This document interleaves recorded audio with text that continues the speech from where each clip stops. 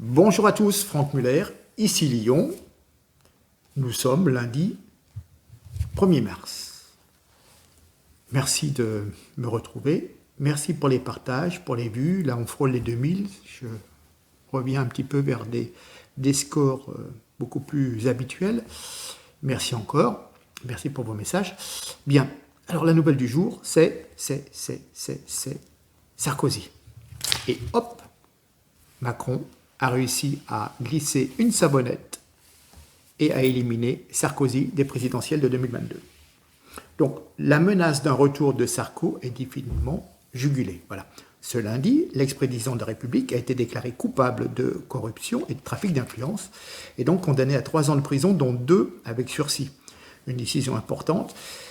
Et Nicolas Sarkozy, donc le deuxième président de la République condamné par la justice après Jacques Chirac en 2011, qui avait à l'époque été condamné à 2 ans de prison avec sursis dans l'affaire des emplois fictifs de la ville de Paris. 1 an des présidentielles, et voilà. Donc, bien entendu, c'est la gnognotte, ou comme certains l'appellent, du pipi de chat. 1 an, quand vous avez un an ferme, vous avez un bracelet. Ça ne vous empêche pas d'aller faire votre partie de golf ou d'aller aux réunions du conseil d'administration du groupe Accor qui vous rémunère très très généreusement. Voilà.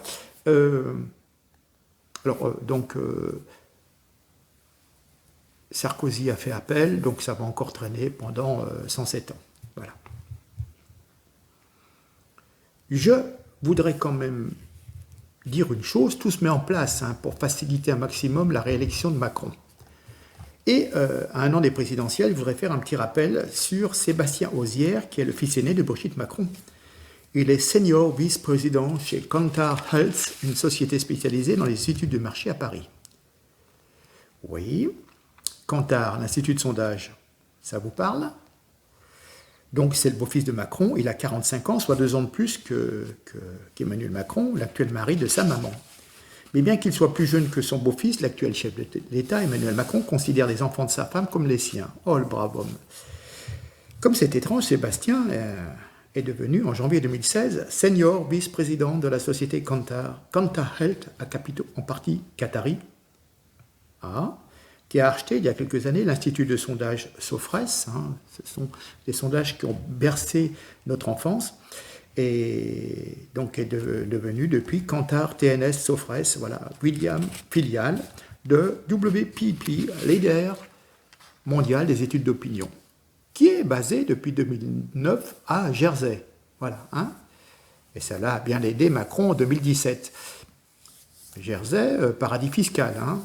Alors, je ne sais pas si vous voyez, mais le beau-fils de Macron préside une société qui ne paye pas d'impôts en France et basée dans un paradis fiscal. Bon, bref. Alors, bien entendu, on peut sous-entendre que maintenant, vous avez une des sources, des sondages bidons qui cherchent à influencer l'opinion des Français. Vous savez dorénavant ce qu'il deviendra de vos opinions quand vous répondrez à des sondages. Voilà. Vous ne pourrez plus dire ah, je ne savais pas. Non, il n'y a pas de magouille. Ah non, vous êtes complotiste. Voilà. Cerise sur le gâteau, l'épouse de Sébastien, donc le beau-fils, travaille chez Sanofi. Il ne pourrait pas avoir un tuyau pour trouver un vaccin. Mais bon. Voilà. Communication, tout est fait pour la mise en place. Il veut absolument tomber sur Marine en face et voilà. Alors, j'avais l'occasion il y a quelques semaines de voir un texte, je vais vous en faire part et vous allez comprendre, pour se placer pour la présidentielle, d'un monsieur qui s'appelle Maxime Tandonnet, qui était même conseiller à la présidence, je crois sous Sarkozy d'ailleurs, et donc il cite une rencontre, et il nous dit, ça c'était il y a un mois, hier, échange avec une connaissance que je n'avais pas revue depuis des années et qui partage l'essentiel de nos idées. Journaliste influente ou placée dans un grand média audiovisuel national. Rien de vraiment nouveau sous le soleil, mais cela confirme ce que l'on pressent. Qu'est-ce qu'elle dit, cette dame? Une grande journaliste qu'on entend à la radio et tout. J'ai ma petite idée, mais bon, je peux pas dire le nom. Nous sommes tous mobilisés à 100% pour la réélection du président Macron l'an prochain. Et il n'y a plus que cela qui compte, c'est la consigne implicite, mais impérieuse. Maxime demande consigne de qui? Elle lui répond les actionnaires, bien sûr, c'est eux qui nous financent. Nous n'existons que par eux, sans eux nous disparaissons. Sans eux nous disparaissons. Comment faire autrement? Et donc, monsieur Maxime Tandonnet demande mais quel intérêt pour eux? Et elle répond c'est une logique de coterie, de réseau d'amis fondés sur des intérêts croisés, relations des secrets protégés. Et donc, lui, il dit, mais ça me fait penser à l'affaire du Hamel, Kouchner, Pizier, Le Siècle, Sciences Po. Et elle répond, cette dame, la journaliste, si vous saviez comme cette affaire les terrorise, coller des rustines un peu partout pour éviter qu'elle n'éclabousse encore plus largement et ne cause des dégâts irrémédiables. Et donc, lui répond, et la réélection n'est pas gagnée. Et donc, cette dame, la journaliste des médias, on y met les moyens qu'il faut, flagornerie à outrance, sondage biaisé, dissimulation, étouffement des nouvelles ou statistiques embarrassantes et autres informations compromettantes. Et lui, le monsieur, dit « Mais est-ce que cela suffit ?» Elle répond « Pour l'instant, cela fonctionne comme prévu. Impératif essentiel, valoriser au maximum Madame Le Pen avec son RN pour assurer sa présence au second tour des présidentielles, l'arme secrète de la réélection. » Et donc, Maxime Tandonnet leur dit « Mais le pari est risqué. » Elle répond, la journaliste, « Peut-être, mais c'est un risque maîtrisé. Dans un duel en tête-à-tête sur 15 jours, un lourd matraquage tout azimut permet de tenir presque à coup sûr le résultat voulu. » Lui, « Mais enfin, vous ne pouvez rien faire contre cela. » Elle, « Impossible, je me marginaliserai totalement et je disparaîtrai. » Lui, « Moi je dis depuis longtemps que le système est complètement pourri à un degré inimaginable. » Et elle, tellement d'accord avec vous. Lui, il faut en finir avec cette logique de gourou élyséen à réhabiliter la démocratie parlementaire et référendaire, un parlement, un gouvernement digne de ce nom et responsable. Et la journaliste des médias répond, inconcevable, ils ne voudront jamais. Gourou élyséen, sur le choix d'un visage, d'une posture, l'émotion collective est indéfiniment manipulable. Et tout cela permet de noyer le débat d'idées. Lui, aux élections nationales, rien ne se passe jamais comme prévu. Et elle répond, oui, mais là, ils ont tellement fait le vide autour. Lui répond, mais des personnalités honnêtes, cultivées, intelligentes, et pourvues d'un minimum de sens de l'État, on devrait en trouver dans ce pays. Et écoutez bien ce que répond la journaliste. Mais qu'est-ce que vous croyez? C'est nous les médias qui décidons d'exposer, de promouvoir et de mettre en valeur, voire d'attribuer une existence publique. Et lui répond, et alors? Eh bien, elle dit, à terme, il faut maintenir la vie politique. Il faut maintenir la vie politique sous le couvercle d'un niveau de médiocrité absolue. C'est une garantie de disposer de mains libres. C'est pourquoi le système du gourou élyséen est tellement crucial et que personne ne veut y toucher. Voilà ce qu'on peut dire sur la démocratie et sur la communication. Alors, toujours en communication, il y a 12 principes d'une belle communication. Toujours d'ailleurs dans un courrier que j'ai reçu de Maxime Tandonnet, en temps d'épidémie. Et vous allez voir que ça correspond à ce qu'on entend tous les soirs. Dans un premier temps, il faut noyer les échecs dans un climat d'autosatisfaction permanente. Ne jamais reconnaître ses fautes sur les masques, les tests, les vaccins, les places en réanimation, le désastre économique et social. Non, tout va bien. Principe des responsabilités. Un dirigeant ne se trompe jamais, il n'assume jamais. On ne connaît pas les démissions, les révocations exclues, quelles que soient les défaillances. Oui, les révocations sont exclues, quelles que soient les défaillances. Quand on voit M. Salomon, par exemple, non, mais il est toujours là en train de donner des conseils. Il faut toujours monopoliser la parole, parler sans cesse dans les médias pour recouvrir d'un faux verbeux l'impuissance et faire taire les voix discordantes. Il faut diaboliser toute parole dissidente, toute critique d'une gestion de crise en la traitant de complotiste. Nouveau terme qui se substitue au classique réactionnaire, populiste, fasciste. Il faut donner le tournis, le vertige, semer le désarroi, la confusion et l'angoisse en brandissant chaque semaine des nouvelles et des annonces contradictoires. Il faut brandir sans cesse la menace du pire, le confinement comme une menace, un châtiment suprême. Il faut infantiliser, traiter les gens comme des imbéciles responsables. Soyez raisonnables, petites gens, pour les fêtes, pour les vacances. Il faut aussi se donner des boucs émissaires. C'est les restaurateurs, les saisonniers des stations de ski, les commerçants, les artistes, les comédiens. Leur persécution est supposée guérir du mal collectif. Il faut répandre périodiquement la peur avec des prophéties hystériques et mensongères. Il va y avoir des centaines de milliers de morts inévitables. Hein. Donc la peur soumet. Hein. Voilà. Il faut ne jamais reculer devant l'aberration et l'absurdité bureaucratique en confondant fermeté et obstination. L'obligation de porter le masque dans la rue, ou le couvre-feu à 18h, ou encore les stations de ski fermées. Oui, parce que les stations de ski fermées, il y a quand même un prétexte minable que les blessés du ski risquaient d'encombrer les hôpitaux. Le ski fait 9 fois moins de blessés que le football et le rugby, qui ne sont pas interdits. L'immense majorité des blessures dans le ski sont souvent des entorses et des foulures, donc c'est relativement bénin, et ça ne cite pas d'hospitalisation, voilà, et ça ne va pas, voilà, c'est pas des hospitalisations lourdes, et ça ne va pas encombrer les services d'urgence et de réanimation, hein, voilà. Mais c'est bidon, complètement bidon. Il faut toujours privilégier une expression immédiate. Hein. On s'affranchit de tout sens des responsabilités face à l'avenir. Hein. La montagne de dettes qu'il faudra bien rembourser un jour, on n'en parle pas, hein, quoi qu'il en coûte. Hein. Et puis, on fait table rase, on balaye sans vergogne en s'appuyant sur la peur des valeurs et des principes d'une civilisation, liberté individuelle et publique, l'état de droit, la démocratie, et tout ça, voilà. Donc, à peu près une douzaine de principes de la façon dont il faut agir en cas de pandémie pour pouvoir faire ce qu'on veut et n'importe quoi, surtout sans que les gens rechignent, et tellement ils ont peur. Hein, voilà. Alors, j'ouvre une parenthèse, je vous cite un tweet qui doit dater d'une quinzaine de jours, même pas une semaine. Voilà. Longtemps invisible, je vais parler d'une question d'hygiène féminine. Voilà, hein, mais bon, vous allez comprendre. Emmanuel Macron, longtemps invisible, la précarité menstruelle étudiante est une injustice que nous ne pouvons plus tolérer. Sensibilisés et alertés par les associations, nous avons décidé de mettre à disposition des protections périodiques gratuites dans les CROUS dès les prochaines semaines.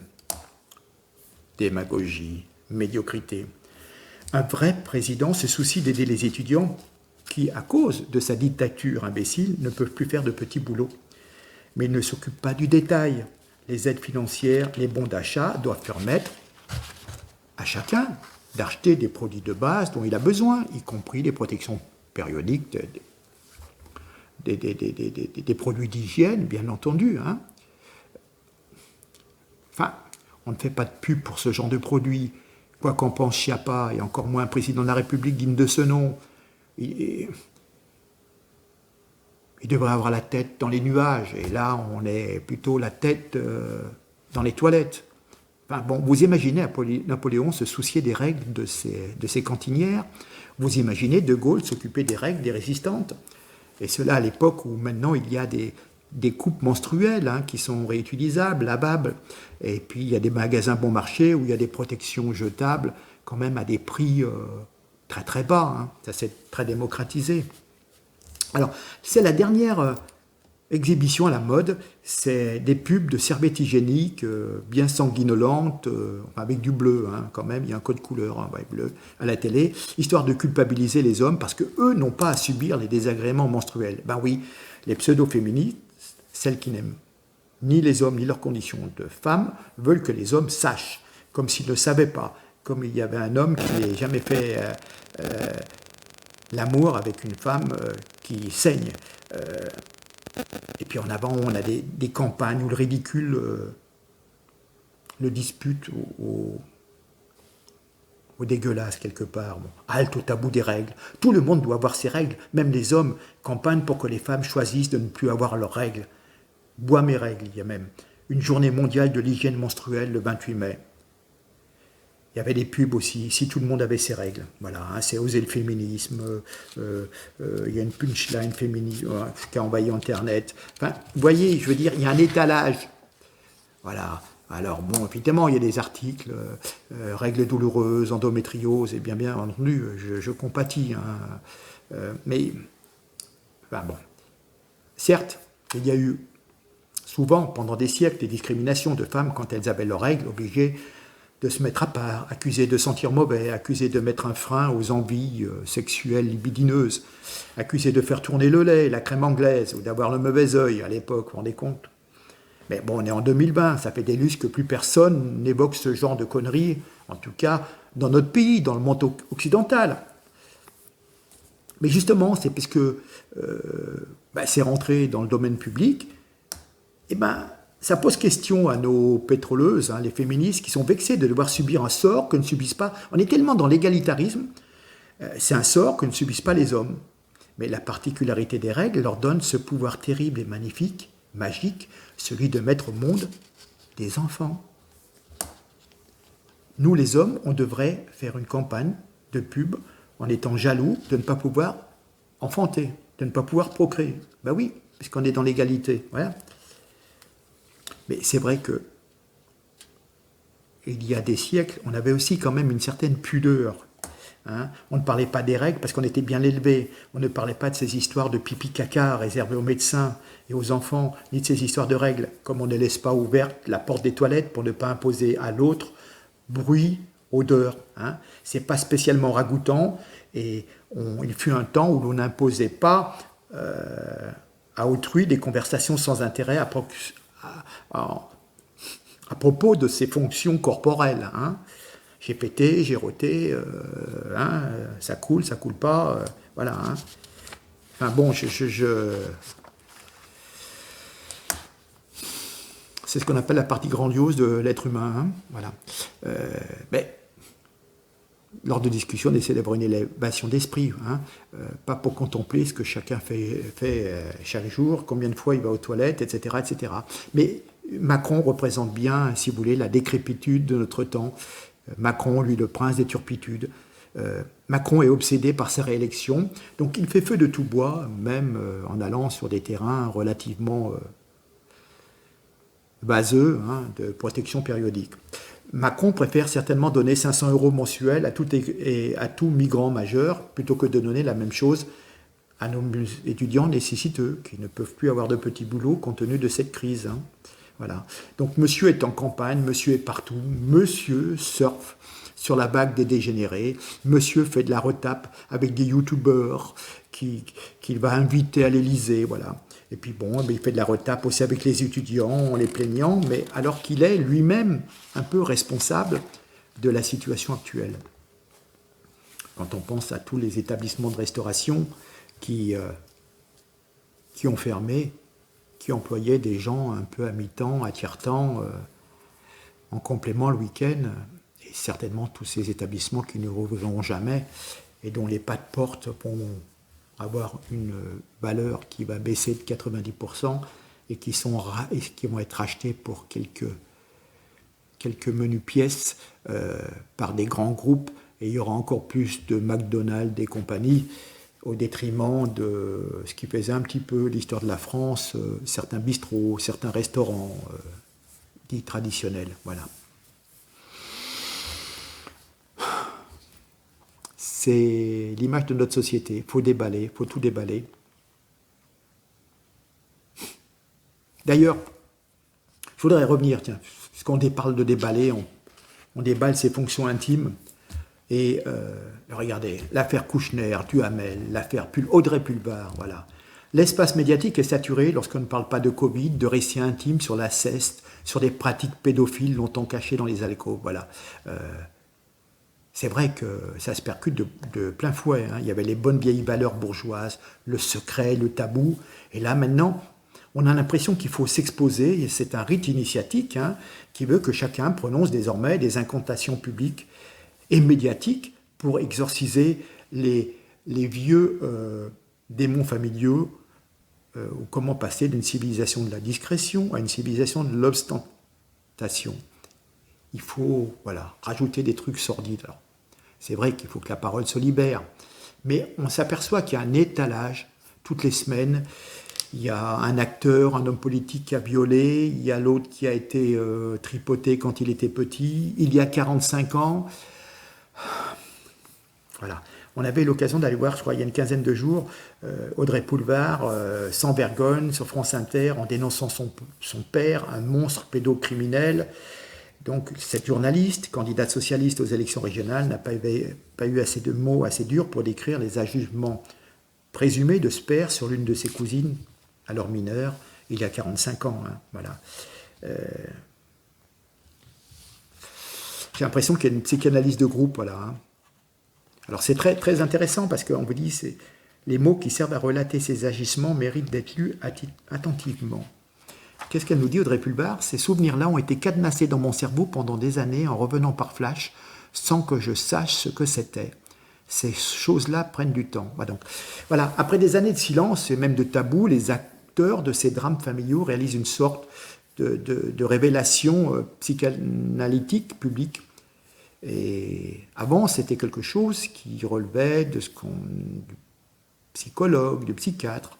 C'est ce qu'on appelle un cabinet freudien ou lacanien. C'est relevé de son intimité. On s'ouvrait à un professionnel de ces choses-là. Et maintenant, il faut en parler. On va aller en parler un peu partout, à la télé, hein, bien sûr. Voilà. Révéler plein de choses sur Internet. C'est... voilà. Les secrets de famille non plus courts, bon, notre bonne vieille tradition bourgeoise selon laquelle toutes les vérités ne sont pas bonnes à dire, et aussi selon laquelle le linge sale se lave en famille est désormais périmé. Hein. Les réseaux sociaux et la logique de MeToo ont eu raison. Désormais, les secrets se disent en public, et si possible dans les médias de grande écoute. Hein. Puis on en fait un film, et puis on gagne de l'argent avec. Hein, voilà. Hein. C'est comme... une espèce d'expiation. Voilà, on avoue des péchés, des choses qui sont passées, etc. Hein, voilà, hein. C'est une forme religieuse, rituelle, d'expiation collective. Il faut prendre la parole, expliquer, détailler, hein, confesser même les fautes des autres et justifier pour quelles raisons c'est resté secret, que ça n'a pas été dénoncé. C'est qui était naturel parce que ça appartenait quand même à des silences familiaux. Hein. Voilà. Et grâce aux réseaux sociaux, on a cette abolition de frontières entre la vie publique et la vie privée. Cela devient la règle. J'avais vu une phrase qui était intéressante qui disait « Mieux vaut paraître ». Donc paraître dans les réseaux sociaux plutôt que d'être. Et mieux vaut dire que penser. Voilà. Bien sûr qu'il y a des choses qui doivent être portées à la connaissance, mais je trouve qu'il y a une espèce de voyeurisme, et Dieu sait pourtant que je déteste cette pédophilie, ces secrets de famille, mais je trouve on se rassasie de ce déballage public, et c'est très, très particulier. Vous voyez, hein. Bon, par l'intermédiaire des réseaux sociaux, tout le monde prend la parole, moi aussi d'ailleurs, mais voilà, tout le monde va mettre sur Facebook ses vacances, son assiette, son dernier restaurant, ses enfants, et on rentre dans un système où quelque part on va en montrer de plus en plus.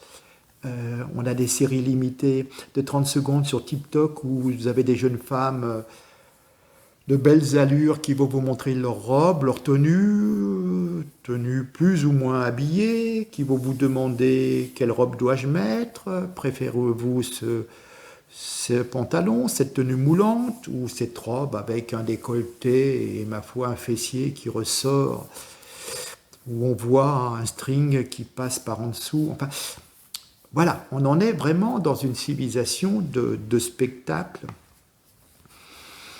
Et on a besoin de se montrer à tous. Je constate cette évolution. Voilà. C'est donc, sans le vouloir, on a parlé des protections intimes et on a parlé des pratiques intimes secrètes de pédophilie, voyez, donc, mais on essaye de tout ressortir, tout l'intime se ressort. Chacun va expliquer bientôt quelle est sa pratique sexuelle favorite, sa position. C'est vrai qu'il y a plein de journaux féminins qui nous expliquent là où mettre les doigts, dans quel sens, au bout de combien de temps. Non mais voilà, ça me fait sourire. Alors parfois j'avoue, je suis un peu voyeur, donc je vais regarder avec intérêt et perplexité parfois ce que, voilà, on voit des pseudo-vedettes, des petites starlettes, des Nabila, des gens de la télé-réalité qui vont montrer leur monokini ou leurs dernières vacances. Mais, enfin bon, par rapport à la personne qui va gagner le SMIC ou le RSA et qui voit ce déballage de tape à l'œil, ça doit quand même un peu faire bizarre. Bon, j'ai dévoilé un petit peu mon interrogation, voilà. Hein. Je note, après, je ne